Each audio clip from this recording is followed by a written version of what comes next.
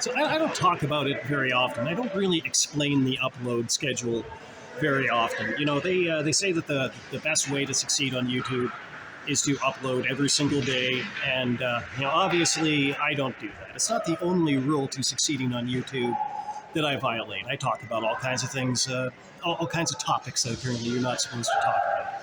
And I don't shy away from them or hide them behind euphemisms or anything like that, the way that so many other commentators do. I think that these topics that I'm talking about are serious enough that we should just come out and just use the words and just say the words.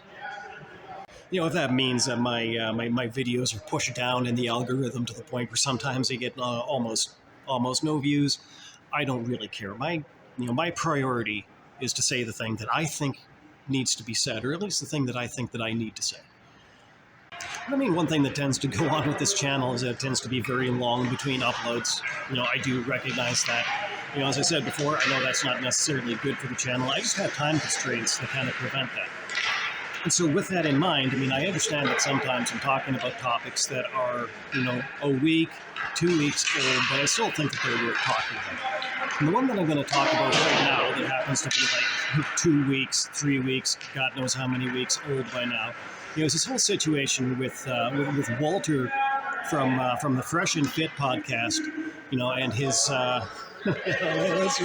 let's just say his impending fatherhood. Walter, may your first child be a masculine child. I'm not Jewish, but I remember that line from Clerks 2, and I loved it then, so I'm going to repeat it now. But anyhow, this is kind of not a very smart individual who has gotten himself into a bit of a pickle. Which really, when you think about it, it's not actually the worst thing in the world. It's not actually the worst thing that can happen to a person who's going to be a father. Now, he doesn't want to be a father, but that will really prevent him from doing something that is a very stupid thing to do if you don't want to be a father, and that is that basically he went out and he had a lot of unprotected sex with a very lovely lady from China. And now he has been trying to pressure her into getting an abortion, and she doesn't want to do that. Right there. I just did it. I just used the word that we're not supposed to use. And maybe I should have done like that character from this 40-year-old virgin and been like, oh, shushmortion, everybody cover your ears, about to use a bad word. You go to the shushmortion clinic and get a shushmortion. No, he was trying to pressure her into trying to get an abortion. And she's not having it. And not only is she not having it, but she actually recorded the conversation and she's put it out onto the internet for people to understand. It's like, hey, this is what this creep is doing. And he has probably done it to other women because probably he does not like to use condoms, when he enjoys their company. Which, by the way, if you don't want to be a father, it's a very stupid thing to do. Hey, I think I said that before. I'll say it again. I'm not going to say it one more time. So on this podcast, I've been talking about it kind of on an increasing basis, just more and more and more. Yeah, I have been paying attention to this red pill, manosphere, whatever you want to call it, corner of the internet for quite a while. And I've garnered more and more criticisms of it as I go. And more than anything, I kind of have a lot of criticisms of some of the absolutely horrible advice that they give to young men and the absolutely horrible examples that they set for young men. With the kind of hostility that they teach young men towards women, it doesn't lead anywhere good. And setting that example where you're just going to go out and just enjoy yourself at the direct expense of all of these women that they surround themselves with.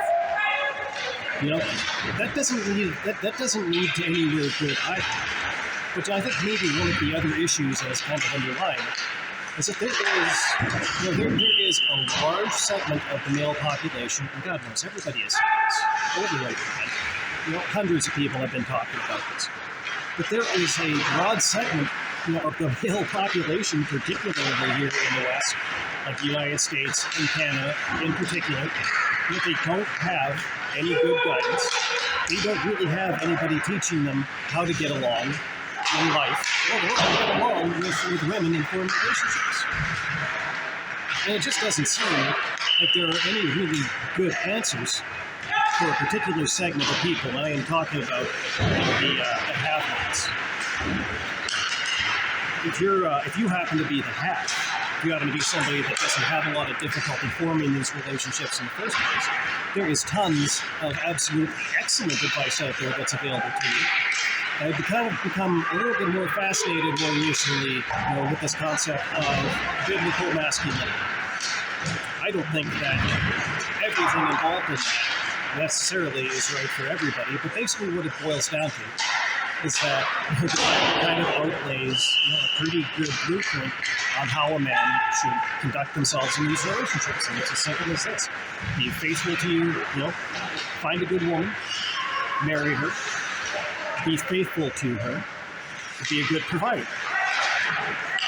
I think that in the modern context, there's a lot of, there is some, I think there has been some evolutions. Like, kind of cast some of those things into question. I think that the role of the man provider, for example, has definitely changed. I don't necessarily think that that's a bad thing. I think that now has kind of evolved to the point where men and women are more than anything else, like co-providers, for their family. That should entail, at least, probably at least a couple of children.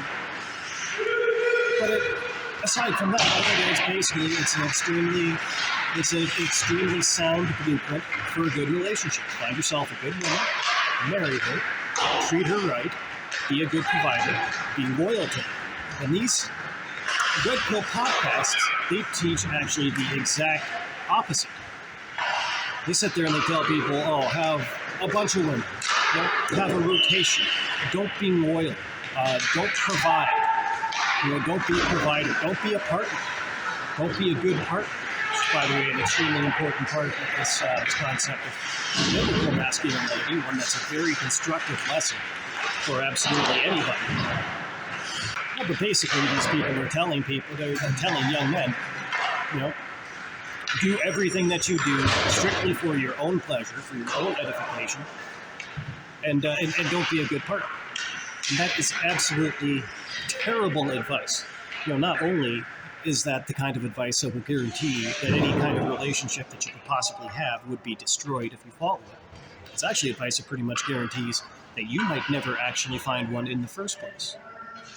But as great conceptually as I think this idea of biblical masculinity is, it very much is just, it's advice, really that only benefits the haves.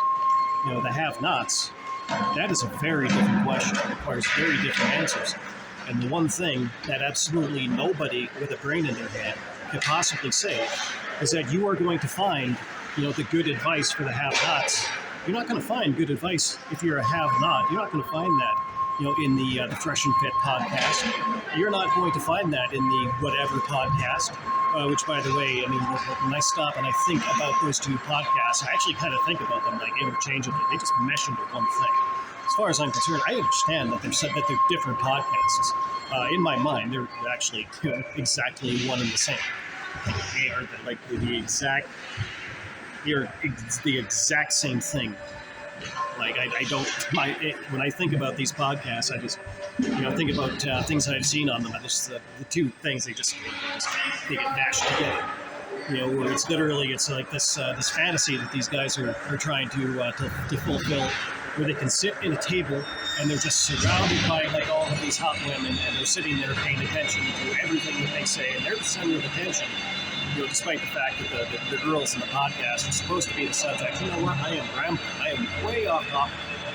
The point being is that really, you cannot succeed in life in the short run or in the long run if you're living the way that this guy is, where you're basically living every minute for your own pleasure at the expense of anybody who it needs to be.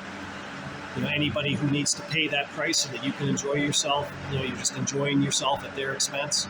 You're never taking responsibility for what you do, and you're trying to push people into making awful choices, to try to get yourself off of the hook for having to ever actually be responsible for the decisions that you've made.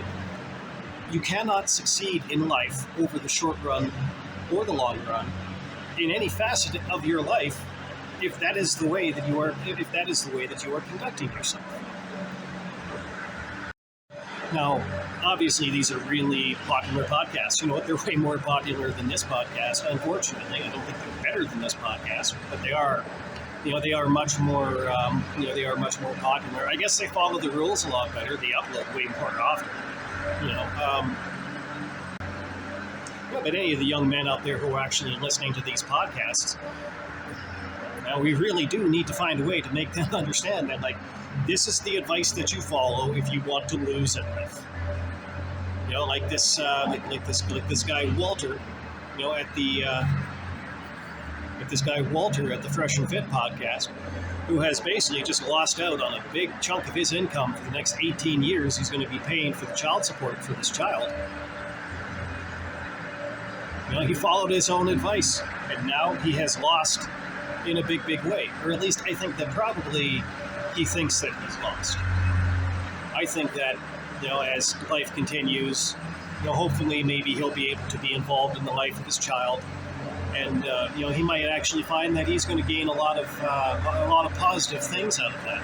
So I think that maybe right now he thinks that he has lost. And if he continues the way that he has, where he seems to think that he's not going to take any responsibility for this situation, probably thinks that he's going to figure out some ways so that he doesn't even have to pay child support and support his child. I mean, if he insists on that, then he's definitely going to lose. He's going to lose out of this beautiful thing, this potentially beautiful thing that him and this woman have created together. And he's going to lose at life big time, in big, big ways. But I don't think that it's actually that bad a thing at all. I don't think that if he allows the wind into his heart, I don't think that it's actually a terrible thing at all that's happened. And I think that if you want to, I think that it could be really good for him. I mean, look at Mike Perry.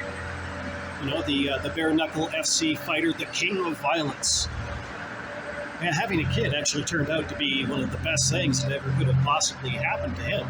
I mean, he was an absolute train wreck of a human being. I used to fucking hate Mike Perry. I used to watch fights, specifically because I wanted to see Mike Perry get the shit kicked out of him. And towards the end of his UFC career, it actually started to happen, and those were pretty fun times for a while.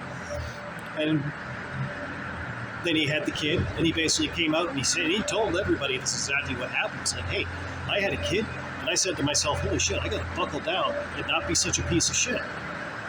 And he turned into he's turned into a likable person. Specifically because he had a kid and he allowed the beauty of that and the responsibility of that into his heart. And he allowed that to mold and shape and change his character. This Walter from Fresh and Fit, he could do the exact same thing. That could happen for him. I don't think that I would mind it so much if he did. I mean, I might have to find a few different things to talk about on this podcast if he did, but that wouldn't be so bad. And I know that I definitely wouldn't decry the presence of just one fewer dirtbag in this world. So hopefully maybe something like that could actually come to fruition. It's kind of out of my hands, but man, I'd definitely like to see that.